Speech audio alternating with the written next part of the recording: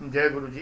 मैं डॉक्टर आनंद प्रदीक्षित, आपके अपने life management channel Shikharise academy Ghaziabad और जिस चैनल से ये वीडियो अपलोड हो रहा है brain train programme for UPSC से, इसके अतिरिक्त किसी अन्य चैनल से अपलोड नहीं होना चाहिए। ये निःशुल्क दिखाने के लिए है और इसका कोई पैसा चार्ज नहीं किया जाना चाहिए। कहीं भी न इसकी डीवीडी बिकनी चाहिए, न किसी की वेबसाइट पर अपलोड होना चाहिए। इसके राइट्स नहीं दिए गए हैं। ये पूरी तरह मेरा इंटेलेक्चुअल प्रॉपर्टी है। मैं यहाँ पर आपको रूल ऑफ लॉ के बारे में बताने जा रहा हूँ। विधि का शासन, एक्चुअली ये ब्रिटिश कंसेप्ट चली आ रही है और एक बहुत बेहतरीन कंसेप्ट है। शासन एक व्यक्ति का होता है तो पक्षपात की संभावना होती है। जब व्यक्ति का शासन नहीं होता, विधि का शासन होता है, तो विधि के समक्ष सब बराबर होते हैं, चाहे वो सरकार में बैठा हुआ कोई इंसान हो, चाहे बहुत बड़ा धनवान हो, चाहे कोई भी हो। लेकिन ये विधि का शासन जो है, इसमें केवल विधि जो है वही लॉ जो होता है। अब एक बात और है, लॉ बनाते हैं इंसान नहीं होते एक्चुअली वो। अब आप कहेंगे इंसान नहीं होते तो क्या हैवान होते? नहीं, हैवान नहीं होते, इंसान से ऊपर होते हैं। इनफैक्ट जब जनता अपना बहुमत चुनकर किसी को भेजती है, तो जब वो संसद में बैठता है और जब संसद की जो विधायिका जिसे हम कहते हैं, एक पवित्र कंसेप्ट है ये, जिसको कि हमारे सांसदों ने और हमारे जो विधायक हैं, जो भी हैं, उन्होंने जो भी रूप दिया आपके सामने है, उसको कुछ भी कहना उचित नहीं है, आप सब समझदार हैं। लेकिन विधायिका अपने आप में एक पवित्र रूप है। विधायिका का मतलब लेडी विधायक नहीं है, विधायिका का मतलब है द लेजिस्लेचर। जब द लगता है किसी चीज़ के पीछे तो वो ऊंची चीज़ हो जाती है। ये लेजिस्लेचर है। ये लेजिस्लेचर जो होता है जब विधि बनाता है, तो उसके बाद जो विधि निकल के आती है उसका नियम जो है विधि का शासन है, उसका शासन विधि का शासन है। एक्चुअली एक बहुत बड़ी मजबूरी और बहुत बड़ी विडंबना और बहुत बड़ा विरोधाभास उत्पन्न होता है वेलफेयर स्टेट में। ये जो वेलफेयर स्टेट है, जो हमारा जो राज्य है, जिसको हम कल्याणकारी राज्य कहते हैं, नेशन स्टेट में कल्याणकारी राज्य की अवधारणा आती है, ये कई बार विधि के शासन के विरुद्ध जाता प्रतीत होता है। और इसीलिए जो है मुकदमे भी दायर होते हैं। सुप्रीम कोर्ट में मुकदमे भी हुए, फर्स्ट कॉन्स्टिट्यूशन अमेंडमेंट भी हुआ, 24वां हुआ, मिनर्वा मिल का केस हुआ, केशवानंद भारती, दुनिया भर केसेस हैं, वो यहाँ में डिस्कस नहीं कर रहा है, विषय नहीं है उस समय। मुख्य बात यह है कि जब आप विधि का शासन करते हैं तो सब बराबर होने चाहिए। अगर कहीं पर कोई वैकेंसीज हैं तो सब उसके समक्ष बराबर हैं। जितने भी ग्रेजुएट्स हैं, अगर ग्रेजुएट के लिए वैकेंसी है तो सब बराबर, फिर आरक्षण किस बात का? इसी बात के ऊपर केस हुए। मुख्य बात यह है कि हमारे संविधान में फंडामेंटल राइट्स एक हाथ दिए गए और दूसरे हाथ छीन लिए गए हैं। तुरंत दिया गया कि विधि के समक्ष समता होगी, कोई भी राज्य किसी भी आधार पर भेद नहीं करेगा, race, caste, sex, place of birth वगैरह वगैरह इनके आधार पर भेद नहीं करेगा, और तुरंत ही उसको छीन लिया जाता है प्रोवाइजो लगा के या ABCD करके कि प्रोवाइडेड, अगर राज्य चाहे तो युक्त निर्बंधन लगा सकता है, अगर राज्य चाहे तो कमजोर वर्ग के कल्याण के लिए ये कार्य कर सकता है, वो कार्य कर सकता है वगैरह। तो विधि का शासन देखा जाए तो नष्ट होता है यहाँ पर। उसका क्या दोष? जो बचपन से पढ़ता आ रहा है, केवल वो ऐसी जाति को बिलोंग करता है जो जाति को आरक्षण नहीं मिला हुआ है, लेकिन वो निहायत गरीब है और उसके परिवार में पढ़ते समय उसको सुविधाएं नहीं मिली हैं और वो निहायत ही डिप्राइवेशंस में, निहायत ही गरीबी में रह के आगे बढ़ रहा है। एनी हाउ वो अपना जद्दोजहद करते हुए आगे बढ़ के जब ग्रेजुएट होता है, जब वो एग्ज़ाम देने जाता है, तो उसको पता चलता है कि आधी ही पोस्ट उसके लिए है, आधी रिजर्व हो गई हैं। और अपने आसपास वो चारों ओर देखता है कि वे सब लोग जो आरक्षित वर्ग से हैं, उनमें से बहुत सारे लोग, मैं अपने इटावा जिले में बताता हूँ कि आरक्षित वर्ग जिनको OBC में आरक्षण दिया गया है, उनमें बहुत सारे लोग बहुत संपन्न हैं।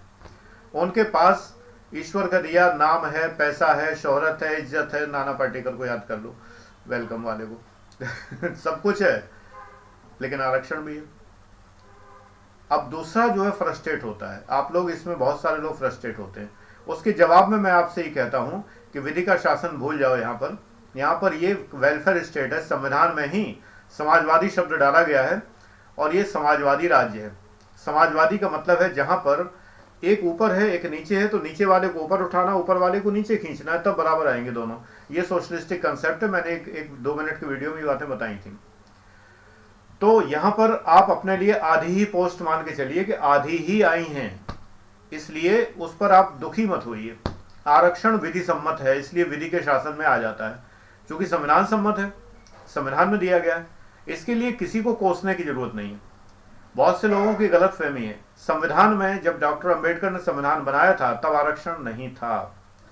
याद रखिए, आरक्षण तब नहीं था। आरक्षण पंडित जवाहरलाल नेहरू की सरकार में जब प्रथम संविधान संशोधन हुआ है तब आरक्षण मिला है, फंडामेंटल राइट के तौर पर। देख लीजिए इतिहास निकाल के, संविधान की कोई बुक उठा के देख लीजिए, प्रथम संविधान संशोधन हुआ तब जाके मिला है। नहीं तो ये directive principle of state policy में था कि राज्य चाहे तो ऐसा कर सकता है।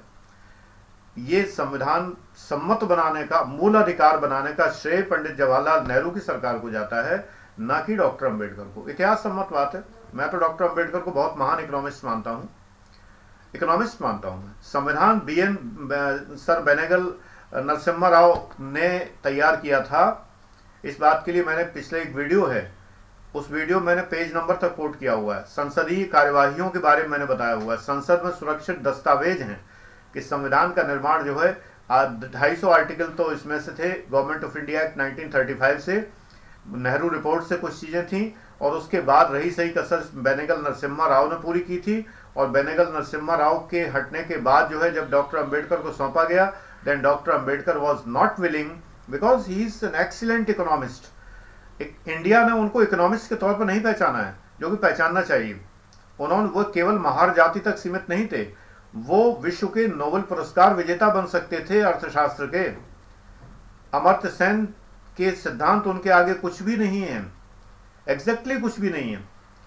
डॉक्टर अंबेडकर के सिद्धांत जब मैंने पूरा पढ़ा है, डॉक्टर अंबेडकर को, उनकी सारी पुस्तकें पढ़ी हैं और मैंने उनके विषय में सब कुछ जितना हो सकता पढ़ा है, और मैं जानता हूं कि वो क्या थे।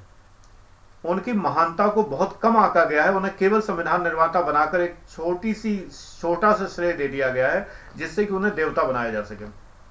असलियत में बहुत महान है, और ये बिल्कुल मैं कहता हूं, मेरा आकलन कभी गलत नहीं होता है।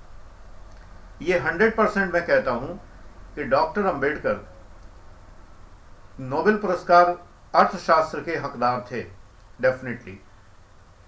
अब आप समझ सकते हैं, अगर आप पुस्तकें पढ़िए तो आप कहेंगे कि यस, डॉक्टर अंबेडकर एक ज्यूरिस्ट से ज्यादा इकोनॉमिस्ट हैं। उनके मॉडल की चर्चा नहीं की जाती है भारत में। ये नहीं कहा जाता कि अंबेडकर मॉडल है, डोमर मॉडल, फलाना मॉडल, ये मॉडल, रशिया का मॉडल। अंबेडकर मॉडल कोई नहीं कहता। इकोनॉमिक्स में घुसने ही नहीं दिया गया, उनके नाम को प्रवेश नहीं करने दिया गया। जो भी रहा हो, जिसकी भी जो भी सोच रही हो, मैं निष्पक्ष रूप से पढ़ता हूं। मुझे किसी जाति से, किसी चीज से कोई एलर्जी नहीं है। महापुरुषों को मैं नमन करता हूं हमेशा, जितने भी हैं सबको, और उनको पहचानता हूं कि वो कितने महानता के कार्य उन्होंने किए हैं, और इसका उन्हें पूरा श्रेय देता हूं। और इसीलिए मैं उनसे सीख पाता हूं, उनकी शिक्षाओं से मैं सीख पाता हूं। अगर नफरत करता रहूंगा तो नहीं सीख पाऊंगा। इसलिए मैं कहता हूं कि ये विधि का शासन लगता है कि नहीं है आरक्षण, लेकिन विधि का शासन है फिर भी। इसलिए कि जब विधि बन गई, आरक्षण फंडामेंटल राइट में शामिल हो गया, now it is a part of law, then the rule of law exist here. आपको लगेगा कि नहीं है, मुझे नहीं मिल रहा, ये कष्ट होता है, मुझे भी हुआ है अपने उस जमाने में, जब मुझे ईश्वर कृपा से मैं बेरोजगार नहीं रहा कभी। 10th ऑनवर्ड्स मुझे स्कॉलरशिप मिलता रहा लगातार, चूंकि टॉपर रहा हूँ, और उसके बाद मुझे CSIR की फेलोशिप मिल गई, JRF मिली, पहले SRF मिली और PDF भी मिली। DSC करने वाला था मैं, तब तक नौकरी की जरूरत थी मुझे, तो DSC करने से पहले मुझे नौकरी मिल गई। तो डिग्री कॉलेज में पढ़ाने लगा, अजीतमल डिग्री कॉलेज इटावा, 2.5 साल वहाँ पढ़ा है, 2.5 साल बकेवर जनता कॉलेज बकेवर में पढ़ा है, मेरे ही मातृ संस्था जो मुझे अत्यंत प्रिय है, डिग्री कॉलेज, वहाँ मैंने पढ़ाया 2.5 साल। फिर इसके बाद PCS में आ गया। एक भी दिन का गैप नहीं है मेरे, ईश्वर की बड़ी कृपा है, एक भी दिन बेरोजगार नहीं रहा। लेकिन जब मैं विज्ञापन देखता था तो मुझे लगता था मेरे लिए कोई नौकरी नहीं है, क्योंकि टेम्परेरी नौकरियां मिल रही थी। फ्रस्ट्रेशन होता था कि आरक्षण न होने की वजह से टेम्परेरी नौकरियां भी नहीं मिल पा रही। अल्टीमेटली PCS में बैठा, क्योंकि यही मुझे लगा कि इसी में मिल जाएगा, तैयारी करूंगा तो क्यों नहीं मिलेगा। तैयारी की, मिल गई। इतनी आसान भी नहीं थी, जैसे मैंने कह दिया। 13 पेपर होते थे, 3 साल में रिजल्ट आता था। IAS की उम्र नहीं थी, लेकिन ईश्वर कृपा है, तैयारी कर पाया, जी जान लगा दी। 18 घंटे रोज पूरा जो है मेरे दिन में होते हैं। आज भी मैं 18 घंटे मेहनत करता हूँ, तब भी करता था। पढ़ने के दिन 18 घंटे नहीं होते, उसमें मेरा म्यूजिक सुनना और मूवी देखना सब कुछ रहता है। लेकिन फिर भी मैं बिजी कंटिन्यूसली 18 आवर्स में आज भी बिजी रहता हूँ इस उम्र में भी, और ईश्वर से यही प्रार्थना करता हूँ मुझे इतना स्वास्थ्य देते रहें कि मैं आप लोगों के लिए जितना कुछ करना चाहूँ निःशुल्क मैं करता रहूँ। तो विधि का शासन यही है। ये वीडियो जो अपलोड हो रहा है ये brain train programme for UPSC से हो रहा है, अन्य किसी चैनल से अपलोड हो तो मुझे सूचित जरूर कर दें। जब आप चैनल क्लिक करते हैं तो वहाँ मेरा फ़ोन नंबर लिखा होता है हमेशा। चैनल सब्सक्राइब करते हैं तो चैनल का जो बैनर है उसी पे नंबर लिखा हुआ है। कॉल मत करिए, ओनली व्हाट्सएप, केवल इन्हीं सूचनाओं के लिए या शिखर IAS अकेडमी के जानने के लिए। जो प्रश्न पूछना हो वीडियो के कमेंट में पूछिए। हर चीज़ का अलग नियम बना हुआ है, अन्यथा जवाब प्रॉपर नहीं मिलेगा। आप कहेंगे सर ने जवाब नहीं दिया। व्हाट्सएप मैं नहीं देखता, कॉल मैं अटेंड नहीं करता, 4 to 5 PM केवल करता हूँ अटेंड बस, और बाकी कॉल फ़ोन मेरे पास नहीं रहता, इसलिए मजबूरी है। तो इस वीडियो मुझे विधि के शासन के बारे में बताना था आपको, मैंने बता दिया है। Thank you very much, God bless you. ईश्वर करे आप सफल हों और बिल्कुल फ्रस्ट्रेट ना हो इस बात से कि आपको आरक्षण नहीं मिला है या किसी को मिल गया है।